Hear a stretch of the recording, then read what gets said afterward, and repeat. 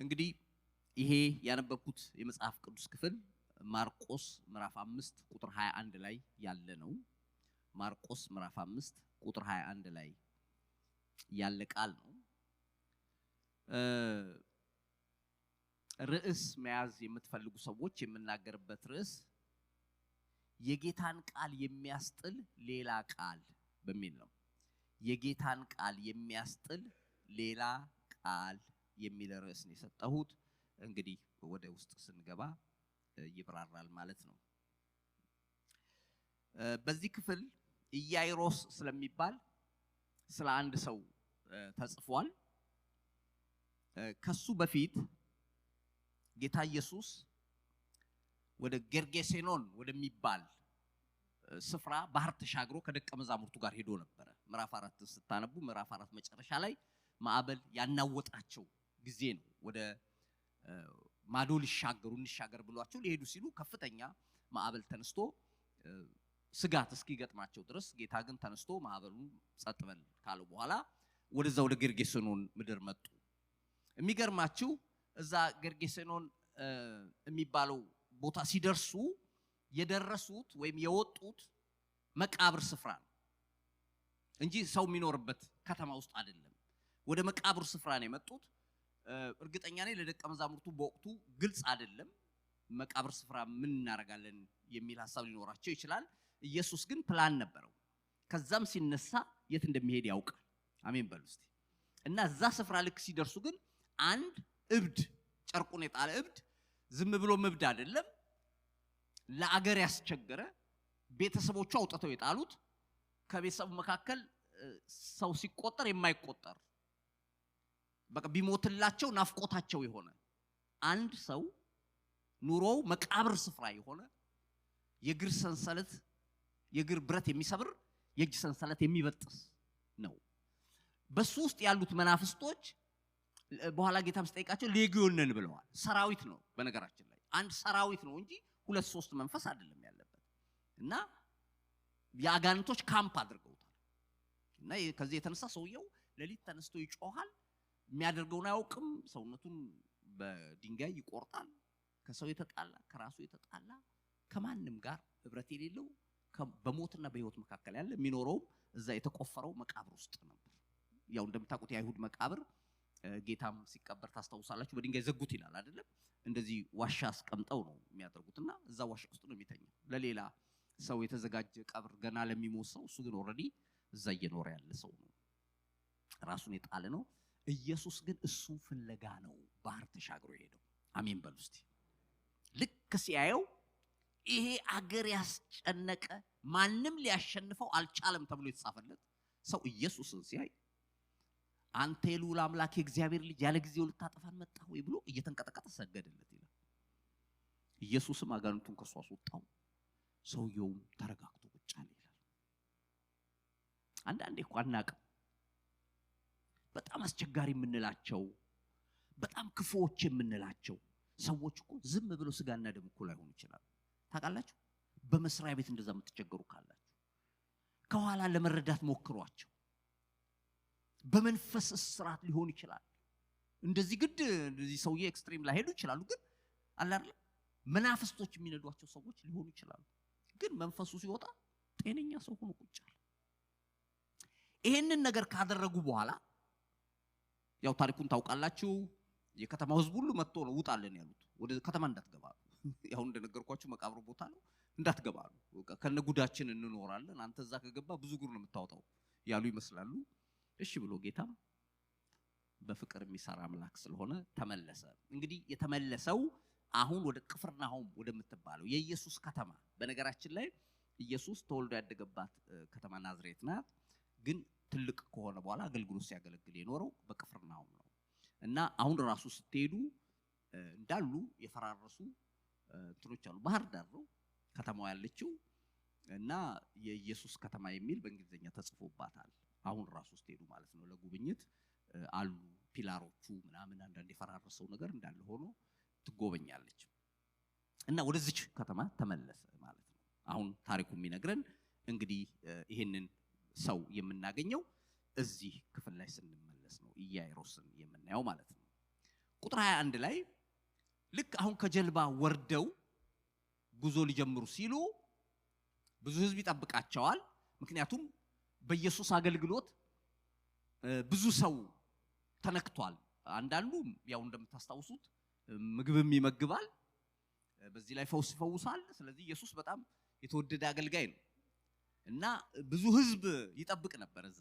ልክ ሲጠብቁ ግን አንድ ሰው ከመሃል አሳልፉኝ እያለ መምጣት ጀመረ። አሳልፉኝ ሲልም ዞር ብሎ ሲያዩት የሚያውቁት አንድ የምኩራብ አለቃ፣ እነሱ ቤተ መቅደስ ሲሄዱ ሁሉ ጊዜ የሚያስተናግዳቸው የተከበረ አንድ ትልቅ ሰው ነው አሳልፉኝ የሚለው እና ሁሉም ለቀቅ እያረጉለት ገብቶ ሲያይ ገና ኢየሱስ ወርዶ እንደምታውቁት ሰንደል ነው የሚያደርጉት።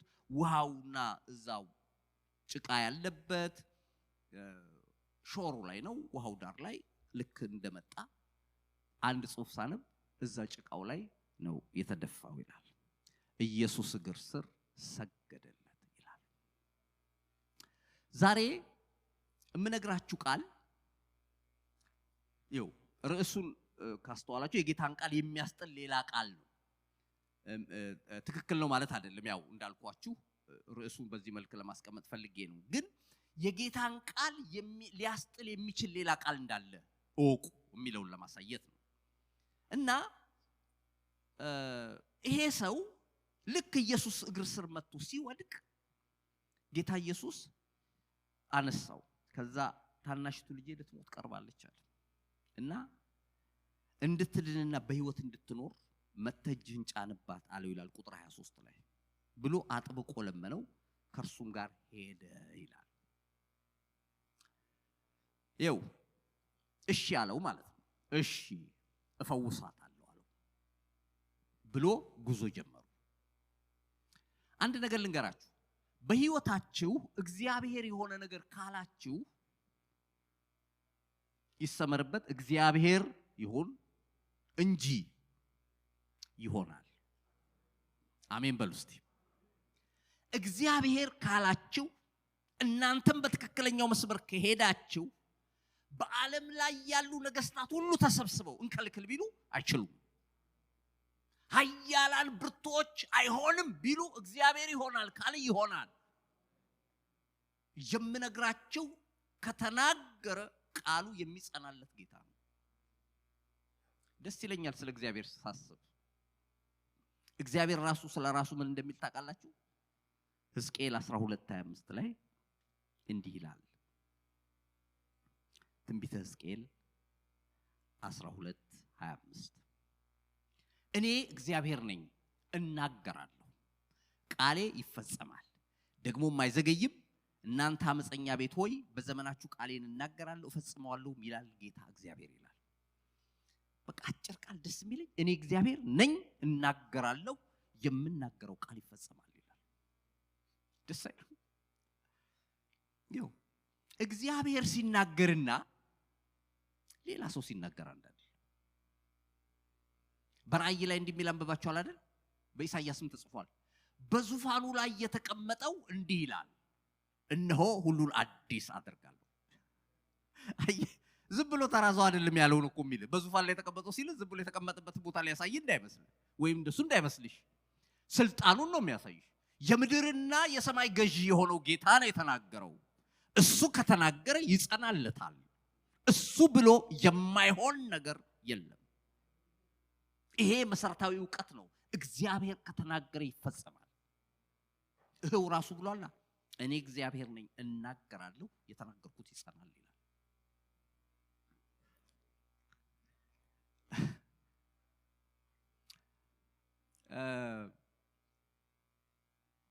ግን የሚፈትን ነገር የለም ማለት ግን አይደለም። ጎን ለጎን ይሄን ማወቅ ያስፈልጋል።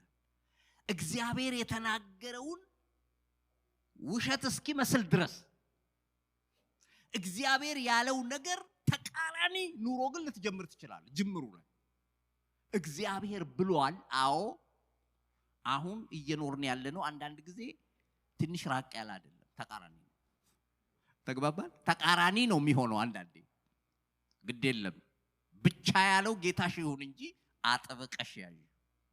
አንድ ቀን እንዴት እንደሆነ ሳታውቅ ገብተሽበት ታገኛለሽ።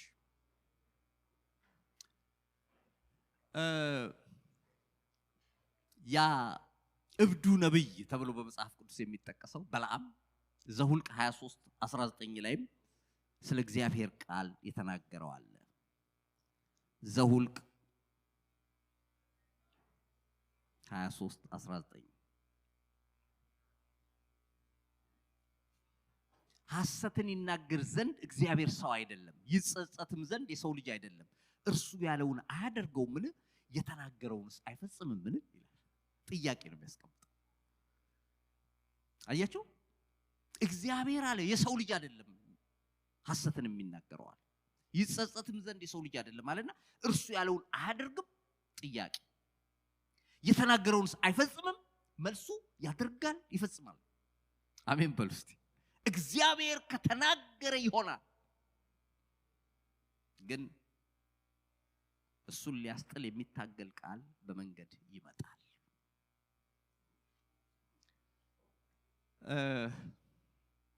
ወደ ታሪኩ ስመልሳችሁ ወደ ኢያይሮስ፣ ይሄ ሰው ምንድነው ያደረገው? እንደው ከዚህ ሰው ህይወት ምንድነው የምንማረው የሚለውን አንዳንድ ነገሮች ልናገር። በተለይ ቀጥታ መጥቶ ኢየሱስ እግር ስር ወደቀ ነው ተብሎ የተጻፈለት። ወደቀ ነው የሚለው። ሌሎች መጡ ነበሩ። ብዙ ሰዎች ወደ ኢየሱስ መጥተዋል። መጥተው እባክህ ልጄ ልትሞት ነው ድረስልኝ፣ እባክህ እንዲያርግልኝ ብለው ቆመው ነው የሚናገሩት ብዙዎቹ። ይሄ ሰው ግን ወደቀ። እግሩ ስር ተደፋና ቅድም እንደነገርኳችሁ እዛ ባህር ዳር ላይ ጭቃ ውስጥ ወድቆ የክብር ልብስ ለብሶ ግን በጭቃ ለውሶት እባክህ ልጄ ልትሞት ነውና ድረስ፣ እጅህን ከጫንክባት ትድናለች አለ። ከዚህ ሰው የምናየው ነገር አንደኛ የተማርኩት ክብሩን መጣል የቻለ ሰው ነበር። ሃምብል ነበር። ይውላችሁ ይሄን ስንል ዝም ብሎ አይደለም። ሲጀምርም እንዳነበብኩት እንደምታስታውሱት ይሄ ሰው የምኩራብ አለቃ ነው። እና ሌላው ይገርመኝ ምን መሰላችሁ? ምኩራብ ማለት የሆነ ሱቅ ምናምን መሸጫ ሱቅ አይደለም። ታውቃላችሁ አይደለም? የአንድ ሃይማኖት ተቋም ነው አይደል? መቅደስ ተክቶ ዕብራውያን በተገኙበት ስፍራ የሚሰግዱበት ቦታ ነው። የሃይማኖት ቦታ ነው፣ ወይም ደግሞ ቸርች እንደምንለው ነው። ያው ሙስሊሞች በመስጊድ ይሰግዳሉ ወይም ያመልካሉ፣ ክርስቲያኖች በቤተ ክርስቲያን፣ አይሁዶች ደግሞ በመቅደስ አይደለም? እና በምኩራብ ነው የሚያመልኩት። ስለዚህ የዛ አለቃ ነው ማለት ከፈሪሳውያን ከጸሐፍት ከምኩራብ ከሱ ጋር አብሮ ከሚሰሩ ሰዎች ጋር የቅርብ ወዳጅነት ያለው ለመንፈሳዊ ነገር ተጠያቂነት ያለበት ሰው አይደለም? ግን ያው ኢየሱስ በአይነ ቁራኛ እያዩት ባለው ሶሳይቲ መካከል ነው እኔ ሰውዬ ያለው። ኢየሱስ የሐሰት መምህር ነው ተብሎ በተጣለበት በተገፋበት እዩት እየተባለ ከሱ ጋር አብሮ ያሉ ሰዎች የሚልኩበት ሰው ነው ኢየሱስ። ኢየሱስ ጋር አብሮ መታየትም ከባድ ነው፣ ዋጋ ያስከፍላል። ይሄ ሰው ግን ይሄንን ክብሩን ጥሎ ጭቃ ላይ ወድቆ ያ ሁሉ ህዝብ የምኩራብ አለቃ እንደሆነ እያወቀው ብቻ አንተ ልጄን ፈውስልኝ፣ የሚመጣውን ዋጋ ለመክፈል ዝግጁ ነኝ፣ ካንተ ጋር እሆናለሁ፣ አብሬ እሆናለሁ፣ ልባረር ከስራ የማገኘውን ነገር ልጣ፣ ዋጋ ከፍላለሁ፣ ብቻ አንተና ቤቴ ግባ አለው። ኢየሱስ የተባረከ ይሁን። ዋጋ ከፈለ፣ ራሱን አዋረደ። አንድ ምስጢር ልንገራችሁ። እግዚአብሔር ሊያልፈው የማይችለው አንድ ነገር ምንድነው ብላችሁ ካላችሁኝ፣ ራሱን ያዋረደ ሰው እግዚአብሔር ማለፍ አይችልም። አሜን በሉ እስቲ። ራሱን ያዋረደ ሃምብል የሆነ ሰው ነፍሰ ገዳይ ሊሆን ይችላል፣ በእግዚአብሔር ፊት ከወደቀ እግዚአብሔር ሊያልፈው አይችልም። አይገርምም? በቃ አይችልም። እኔን ኃጢአተኛው ብሎ የእውነት ከወደቀ ረግጦት አያልፍም። ይሄን መጽሐፍ ቅዱሳዊ ማስረጃ ላሳያችሁ። ሁለተኛ ዜና 33:12 ላይ ያለ አንድ ሰው ላምበብ። ሁለተኛ ዜና 33:12 እንዲህ ይላል። በተጨነቀም ጊዜ አምላኩን እግዚአብሔርን ፈለገ፣ በአባቶቹም አምላክ ፊት ሰውነቱን እጅግ አዋረደ ይላል። ወደ እግዚአብሔርም ጸለየ፣ እርሱም ተለመነው፣ ጸሎቱንም ሰማው፣ ወደ መንግስቱም ወደ ኢየሩሳሌም መለሰው። ምናሴም እግዚአብሔር እርሱ አምላክ እንደሆነ አወቀ ይላል። ይሄ ሰው የይሁዳ ንጉስ ነው ምናሴ። የሚገርማችሁ የነገስታትን መጽሐፍ ከዚህ በፊት አጥንተን እናውቃለን። ሮብ በጣም ክፉ ነገስታት ከእስራኤልም ከይሁዳም ተነስተዋል። ክፉ ነገስታት ግን the worst የሚባሉት በጣም ክፉዎች ያሉት የእስራኤል ነገስታት ናቸው። ምንም ጥያቄ የለውም። ምክንያቱም እነሱ ጋር መቅደስ የለም። አሁን ያዮርባም እዛ በቤተልና በዳን የወርቅ ጥጃ አስቀምጦ አምላካቸው ነው ብሏቸው ከእግዚአብሔር ለይቷቸዋል። ከእግዚአብሔር ተለይተው ነው የኖሩት እስራኤል። ይሁዳ ግን እግዚአብሔርን የሚያመልኩ አሉ በመሃል ነገስታት፣ ሌሎቹ ደግሞ አመፀኛ ይሆናሉ። እንዲና እንዲ የሆኑ ነው የኖሩት። ምክንያቱም ኢየሩሳሌምም ዋና ከተማቸው ስለነበር። ግን ምናሴ አጠቃላይ ከነገሱት ወደ 40 ነገስታት በዚህ 19 በዚህ 20 ነገስታት ነው የነገሱት። ወደ 39 ነገስታት አጠቃላይ ወይም 40 ነገስታት ገደማ ከነሱ ሁሉ በክፋት አንደኛ ከወጣ አንደኛ ምናሴ ነው። ሰምታችኋል? the top 3 ወሳኝ የሚባሉ አሉ። አክዓብ፣ ምናሴ፣ አካዝ የሚባሉት እነኚህ ሶስቱ ትልቁን ቦታ ያዙ ናቸው። አንደኛቸው ግን ይሄ ሰውዬ ነው፣ ምናሴ ነው። ምን እንዳረገ አንዳንድ ሐሳቦችን ላምብብላችሁ። ምናሴም መንግስት በጀመረ ጊዜ ይላል ቁጥር 1 ላይ እዛው ከፍ ብላችሁ 22 ማን ነው ምዕራፍ 33 ቁጥር 1 ሁለተኛ ዜና 33:1 እንዲህ ይላል። ምናሴም መንግስት በጀመረ ጊዜ የ12 ዓመት ልጅ ነበረ፣ በኢየሩሳሌምም 55 ዓመት ነገሰ ይላል። እግዚአብሔርም ከእስራኤል ልጆች ፊት እንዳወጣቸው እንደ አሕዛብ ያለ እርኩሰት በእግዚአብሔር ፊት ክፉ ነገር አደረገ። አባቱ ሕዝቅያስ ያፈረሳቸውን የኮረብታዎችን መስገጃዎች መልሶ ሰራ። እንግዲህ ገባችኋል? አባትየው በጽድቅ የኖረ ሰው ስለነበር ያፈረሰውን እሱ ሰራ። ለበዓሊም መሰዊያ ሰራ። የማምለኪያ ዐፀዶችን ተከለ። ነገስታት እየመጡ እኮ ይቆርጣሉ አይደል? እሱ ግን ተከለ።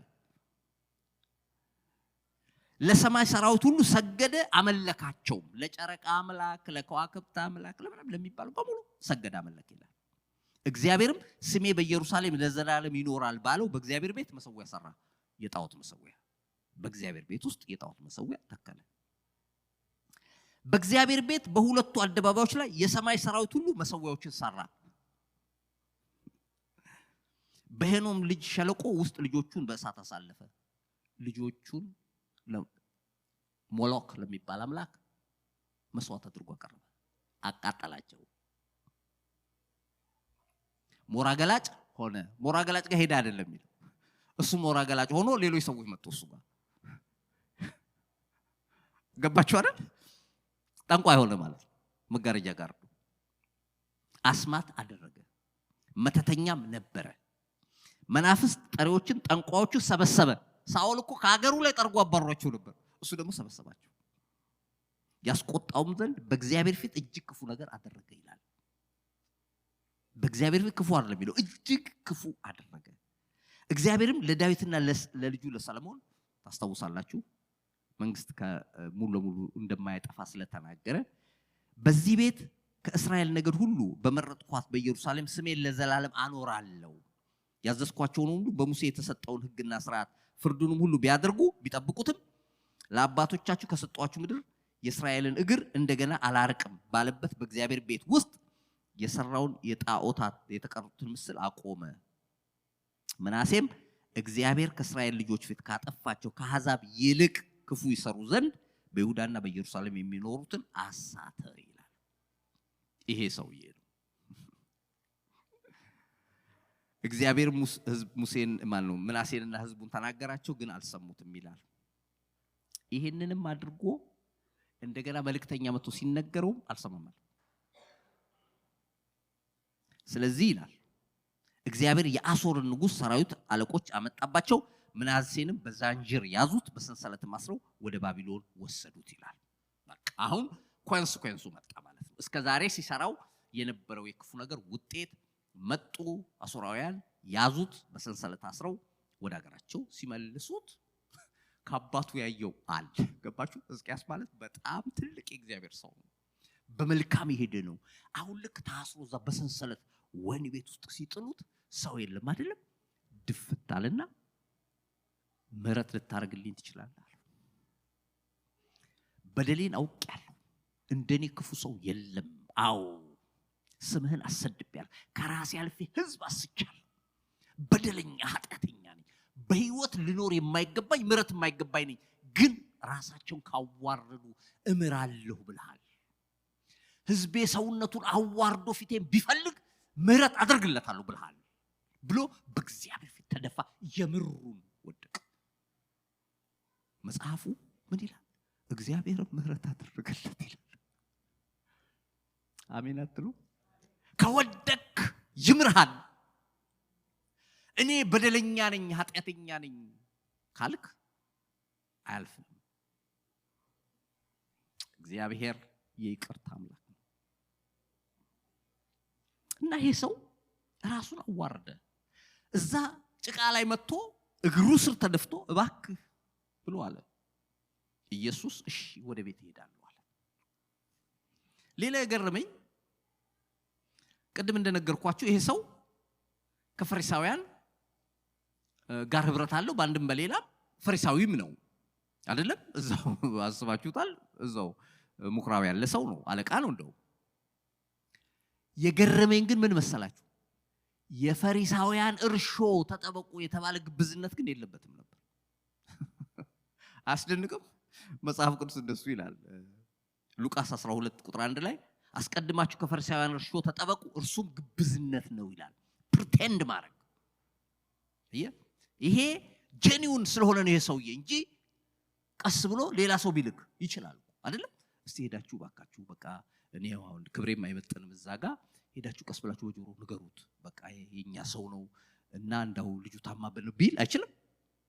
እንደ ኒቆዲሞስስ እሺ ተሸፍኖ በጨለማ ቢመጣ አይችልም አይደል? ብዙ እኮ ምርጫዎች ነበር። ነው አለ ራሴ ገልጣለሁ አለ። የሚመጣውን ዋጋ ከፍላለሁ። አሜን ይባላል ወይ? እግዚአብሔር ፊት መጥቶ ወደቀ። ከዛ ኢየሱስም እሺ እና እንሄዳለን እና ጉዞ ሲጀምሩ ያው ብዙ ጊዜ በተለያየ አገልጋዮች ተሰብካችኋል።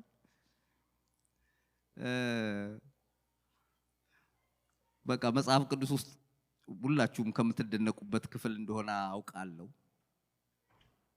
አሁን ኢያይሮስ ልጁ ታማበት በሞትና በህይወት መካከል ነች። ኦልሞስት ከተወሰነ ሰዓት በኋላ ልትሞት ይችላል ኢየሱስ ካልደረሰ እያለ ይዞት እየሄደ እያለ ኢየሱስ ቆሞ በዛ ህዝብ እየተጋፋ እያለ ቆሞ ኢየሱስ ማን የነካኝ ይላል።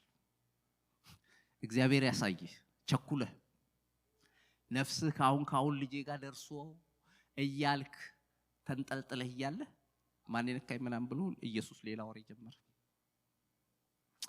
አይታያችሁም? ኢያይሮስ እዛ ጋር ቆሞ ወይኔ ማን የነካኝ? አረ ሂድ ልጄ ልትሞት ነው። አረ እንደዛ አይለው ነገር ጨንቆት ጠጋ ይለዋል። ራቅ ይታየዋል። አሬኝ ልጄ። ከዛ ደግሞ አንድ ሴትዮ መጣ ሌላ ዲስከሽን እኔ ነኝ ትላለች።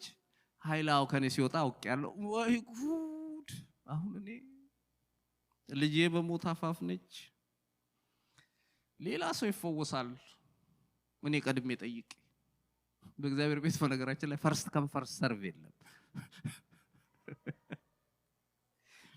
እንደዛ ቢሆን እዚህ ጋር ራሱ አይደለም ትክክል አይሆንም።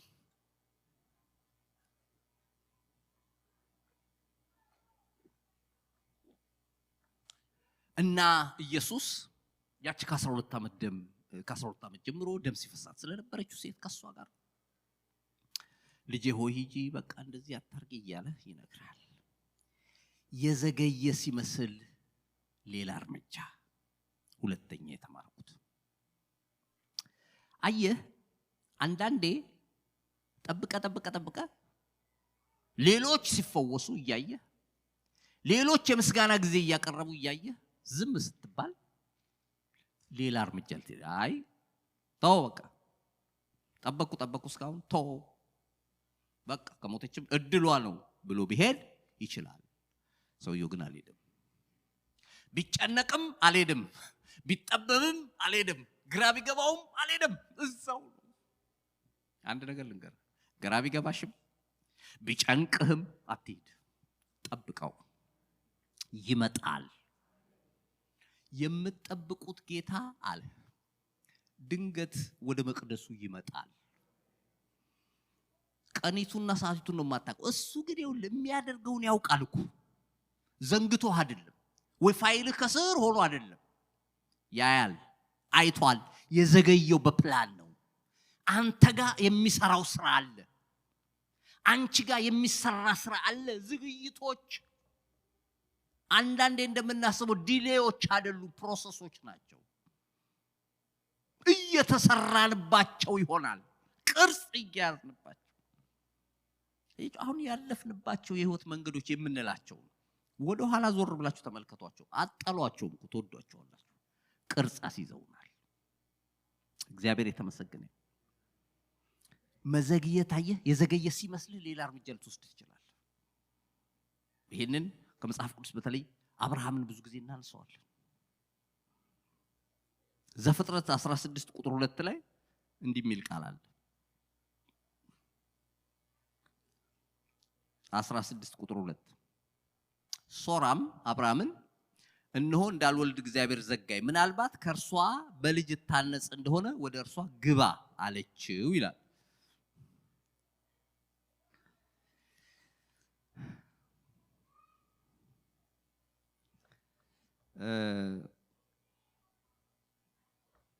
እግዚአብሔር ለአብርሃም ተስፋ ሰጥቶታል።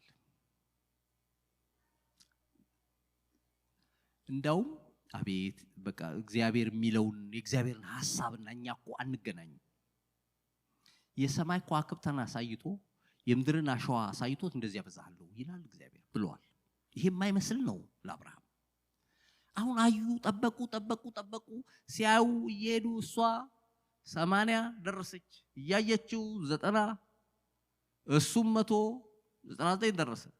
ይህን ሰዓት ማውራት ጀመሩ። እንዴት ነው ነገሩ? የኛ ተዘግቷል አሉ ማለት ነው። አየህ ተዘግቷል። ስለዚህ ሌላ አማራጭ እቺ አጋር የግብፃዊት ሴት ወደ እሷ ብትገባ ጭኔ ላይ ትውለድና ልጄ ነው ልበል የኔ ተዘግቷል አለች እና ወደ እሷ እንዲገባ አረገችው። የተባለው ልጅ መጣ፣ ግን የሐዘንና ግራ የመጋባት ውጤት ይዞ መጣ። ቢጠብቁ እግዚአብሔር እየሰራ ነው። አንዳንዴ አይመስለንም እንጂ እሱ እኮ እያዘጋጀ ነው በጓዳ። አሜን በሉ እስቲ። ይኸው አንቺንም ይሰራሻል፣ አንተንም ይሰራሃል። ስራውም እየተሰራልህ ነው።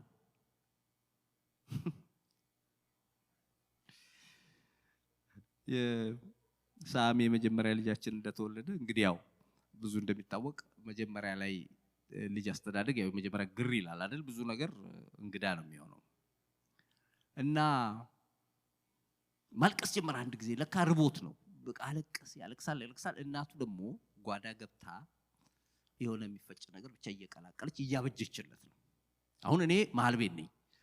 ተረጋጋለውና ሮጬ እንዴት ነው አልደረሰም ስላት እያረኩኝ ነው ትልኛለች። ከዛ እንዲህ እለዋለሁ፣ ተረጋጋ እየተሰራልህ ነው እለዋለሁ። አይገባውም። ተግባባን አይደል? እሱ ራበኝ እያለ ነው አያውቅም እንጂ ጓዳ ውስጥ እየተሰራለት ነው። ሲያልቅ ነው የሚመጣል። ታለዛ ቢመጣ ነገርየው ፓውደርም ነገር ነው ትንም ሊለው ይችላል ሳይዋሃድ አይሆንም። ስለዚህ እዛ እየተሰራለት ነው። ተረጋጋ እየመጣ ነው። ወዲያው አንድ ነገር ገባኝ አልኩኝ። እግዚአብሔር ጓዳ ውስጥ እየሰራልን አንዳንዴ እንዲህ እንጮሃለን አይደል እኛ። ሲነግረናል እኮ እሱ አይዞሽ ልጄ እመጣለሁ በጊዜው በርቺ ይለናል። በቃ እንባችን አብሰን ተመስገን ጌታው። አንዳንዶቻችሁ እንደውም አሁን እኔ ቃሉን ቢቀርብኝ ምንም አይደለም አይደል? በጣም ከመብዛቱ የተነሳ ቃሉ ቢቀርብኝ ምንም አይደለም፣ አሁን እኔ ተግባሩን ነው የምፈልገው የሚሉ ሰዎች ገጥመውኛል። በጣም በዛብኝ ይቅርብኝ። እኔ አሁን ግን እግዚአብሔር እስኪሰራ እስኪደርስ ግድ ነው እንደሱ ያደርጋል። አሜን በሉ እስቲ። ግን ባለው ሁኔታ ውስጥ ማምለክ ማመስገን ትችላለህ? ትችያለሽ? ባለው ሁኔታ እውነተኛ ማኝ ነሽ ማለት ነው። ባለው ሁኔታ አንዳንዴ እኮ እኛ እናውቀውም እንጂ እኮ ስንት የከፋ ኑሮ የሚኖሩ ሰዎች በምድር ላይ አሉ። ታውቃላችሁ? የከፋ ስቃይ፣ ጠዋትና ማታ ስቃይ የሆነ ኑሮ የሚኖሩ ሰዎች እኮ አሉ። እኛ ግን አናውቅም። ትንሽዬ ነገር ጎደለ ብለን ለሊት ቁጭ ብለን እናድራለን። በቅርብ አንድ ወንድም ምስክርነት ሲሰጥ አየሁት። አውቀዋለሁ ልጁን በቅርበት እዚሁ ካናዳ የሚኖር ነው። እና አገር ቤት እያለሁ አለ እኛ ግቢ አንድ ወንጌላዊ ተከራይቶ ነበር አለ። እና ያ ወንጌላዊ ያው ታውቃላችሁ አገር ቤት ደግሞ ትንሽ ነው፣ ድሮ ነው ደግሞ በዚህ ላይ በቃ ያለችውን ነገር እዛችሁ ሽሮዋንም ምናምን ሰርቶ በቃ እኔም ከስሩ አልጠፋም ልጅ ነኝ አለ። አብረን እንበላለን እንላለን አለ። ከዛ ደሞዝ ነገ ነው አለኝ አለ። እሺ ካሁኑ ምን እንደምንገዛ እናውጣ ሊስት አለኝ አለ። እሺ ቁጫል እንዴት ነው 1 ኪሎ ስጋ ይበዛብናል፣ ወጥ ምንም ስለምንሰራ አይበዛም እንላለን። 1 ኪሎ ስጋ፣ ስፖንጅ ፍራሽ ነገር እዚች ጋር ታስፈልገንም፣ ዝም ብለን ደረቁ ላይ ነው የምንበረከከው። አዎ ስፖንጅ ፍራሽ፣ ፍሩት ምናምን መግዛት የለብን እንዴ? ያስፈልጋል። ፍሩቶች፣ አትክልት፣ ሰላጣ።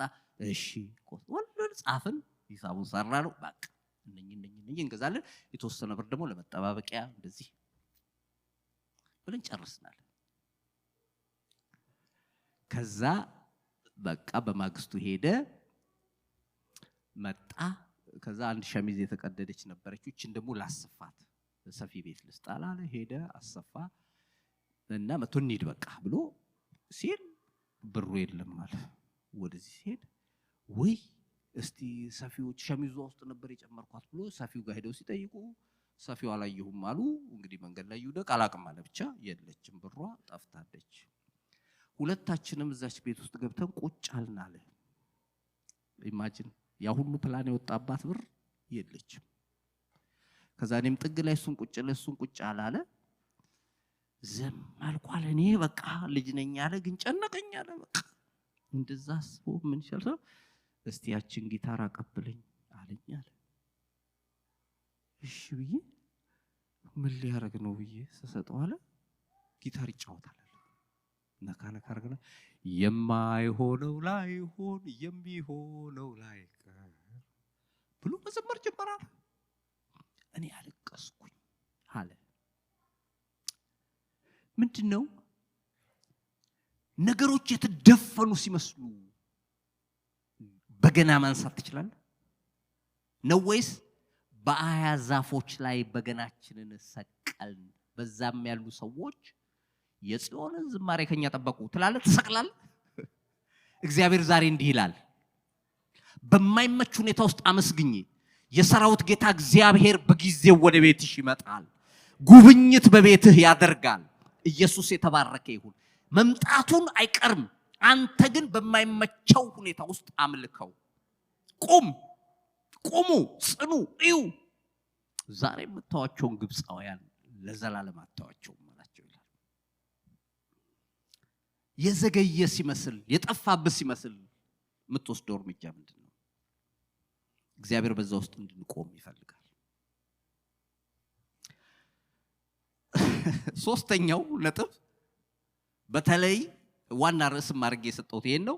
የተስፋን ቃል የሚያስጥል ሌላ ቃል ነው። ሶስተኛው ነጥብ የተስፋን ቃል የሚያስጥል ሌላ ቃል።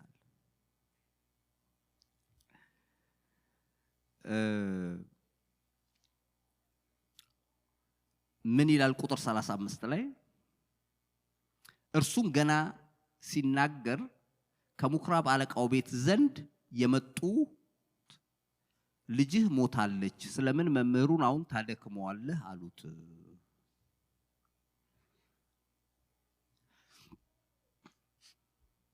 ተጨንቋለሁ ተጠቧለሁ ካሁን ቤድልኝ እያለ እንደዛ እየጓጓ ያለው ከኋላ መጣው መታ አረጉት ሰዎች። አቤት ከቤት ነው የመጣው ምንድነው ሲላቸው መምህሩን አታድክመው ልጅቷ ሞታለች። ደስ የሚለኝ ኢየሱስ ግን የተናገሩትን ቃል አድምጦ አሜን በሉ እስቲ። ቃል የተናገረውን ቃል አድምጦ አየለካ እሱ እዚህ ጋር ያወራ ይመስላል እንጂ እዚህም ያያል እዚህም ይሰማል ለካ ዞር አለና እመን ብቻ እንጂ አትፍራ አለው ይላል። ሃሌሉያ ወገኖቼ በመጀመሪያ የተነገራችሁን ያን ተስፋ አጥብቃችሁ ያዙ። በመሃል የመጣው መርዶ ውሸቱን ነው። ተስፋ ሊያስቆርጥህ ነው። ግራ ሊያጋባህ ነው። እግዚአብሔር የተናገረው ነው በፍጻሜ የሚሆነው። እንዴት ከባድ ነው! ባድ ኒውስ፣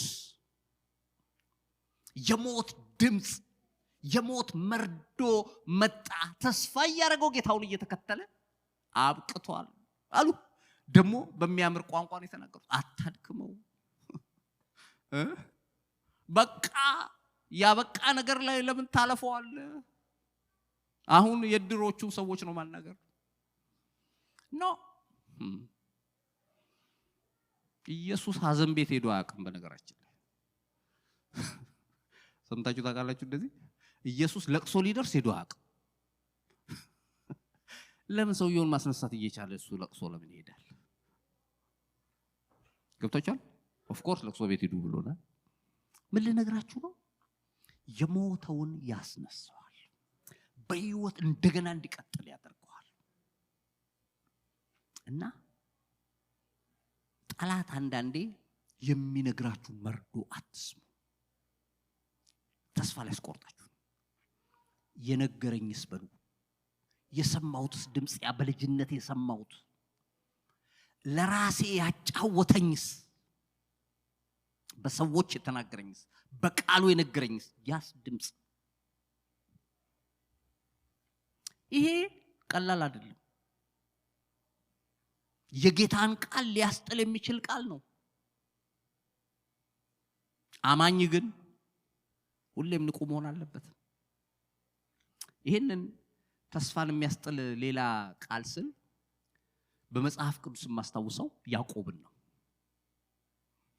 ያዕቆብ ዘፍጥረት 37 ቁጥር 11 ላይ እና 33 ላይ አንድ አይነት ከዛ ጋር የተያያዘ ሐሳብ ተጽፏል። ዘፍጥረት 37 11 ምን ይላል?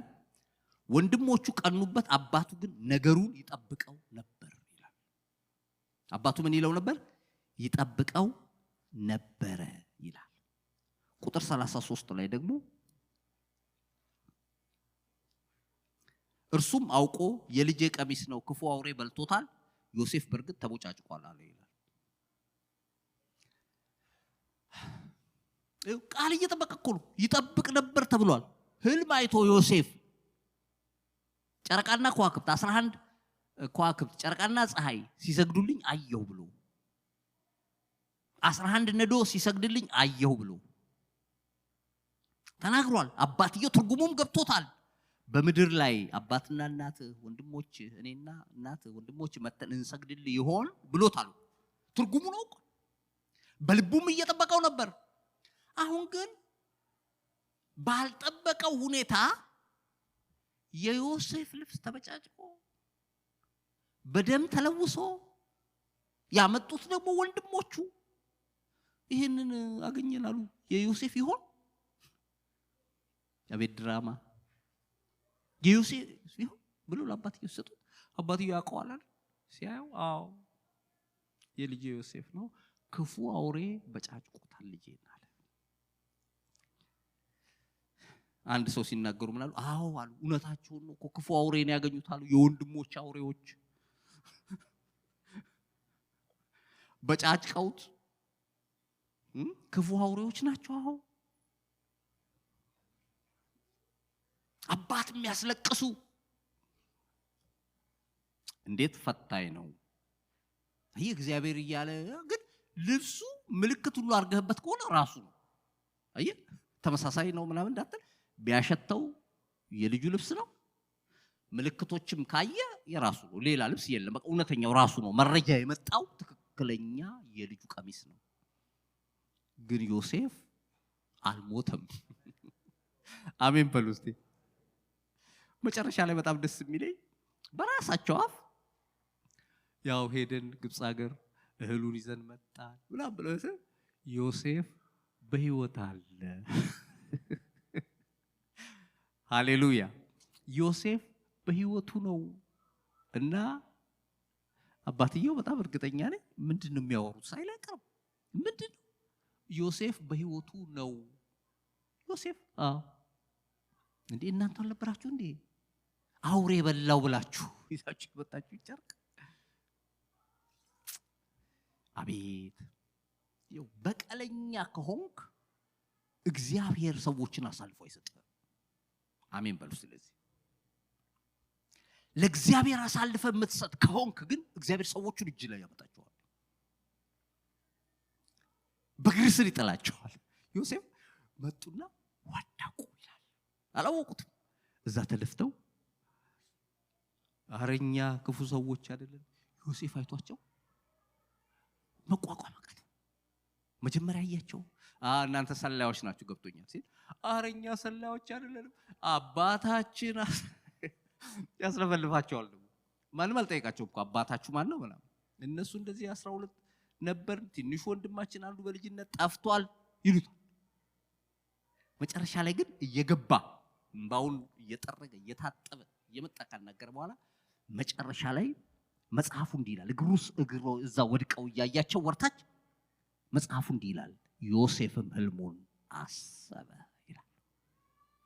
ሃሌሉያ። አሰበ። ያ የነገረው ቃል ሆኖ አየው። ነዶው ከዋክብቱ በፊቱ ተደፍተው አየ። ከዚህ እንዲህ አለችው እኔ ተነሱ ወንድማችሁ ዮሴፍ ነኝ። እግዚአብሔር አምላክ የተመሰገነ ይሁን። ወገኖቼ እግዚአብሔር ያለው ይሆናል። ተስፋ የሚያስጥል ድምጽ አትስማ። ደግሞ ከሁሉ በላይ ደግሞ የገረመኝ መሰላችሁ ወደ ቤት ራሱ ሲሄዱ እዛ ደግሞ አስለቃሾች ጠበቁ። ወይ ልብሷን እያያዙ ምናምን እንደዛ ይባላል። ያው እኛም ከዛ ነው የወሰድነው እንግዲህ ብዙ ነገር መቼም እና ይዋይ ያሉ ሙሾ ያወጡ እዛ ሄዱ። ወንድሜ ከሙሾ አውጪዎች ጋር አብረህ አትቁም፣ ኢግኖር አድርገህ ለፋቸው። አሜን በል እስቲ። ሊያላቅሱ ነው ምንም አይጠቅምህም። በቃ የባሰ ስብራትህን የሚያባብሱ ማለት ነው።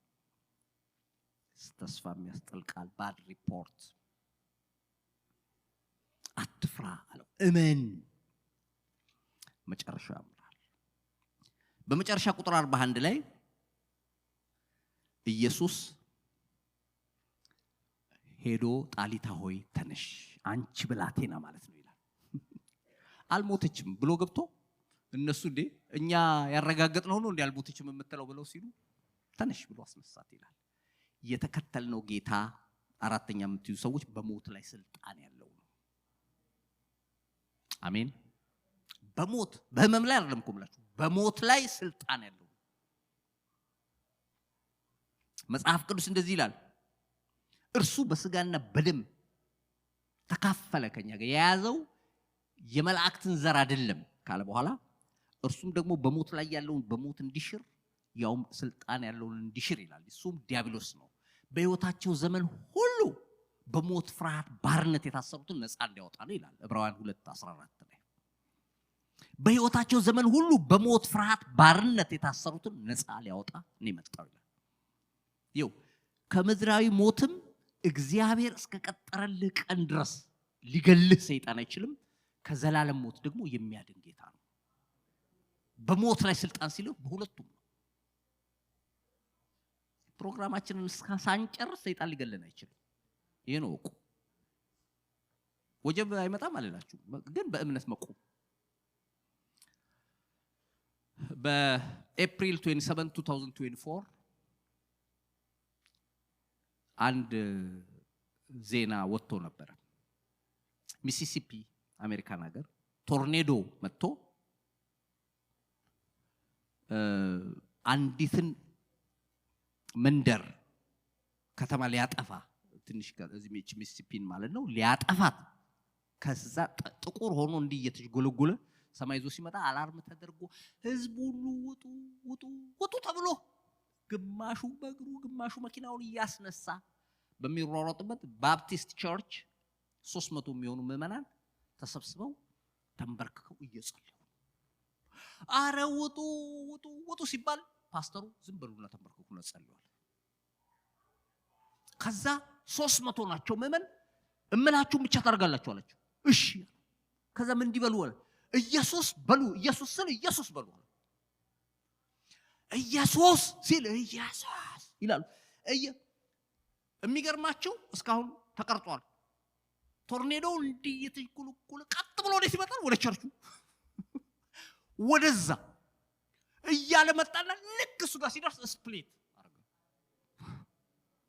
ታምላላችሁ? ይሄ ቆም በትክክለኛ የተዘገበ ነገር ነው ማለት ስፕሊት አረገና በዚህ በኩል ያሉት ቤቶች ጠርጎ ሄደ፣ በዚህ ጠርጎ ሄዶ መሃል ላይ ቸርቹን ትቶት ሄደ። እስቲ ክብር አብጡ ለሰራዊት ጌታ ነው።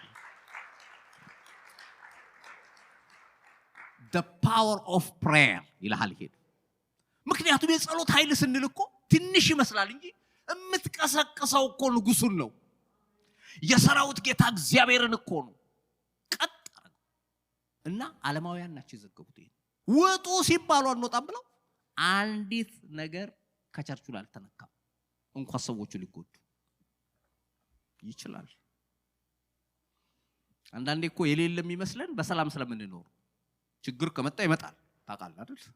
አሜን በል እስቲ። የሚያስፈራህ ነገር ከመጣ መጥቶ ያስጥላል። ኢየሱስ የተባረከ ይሁን።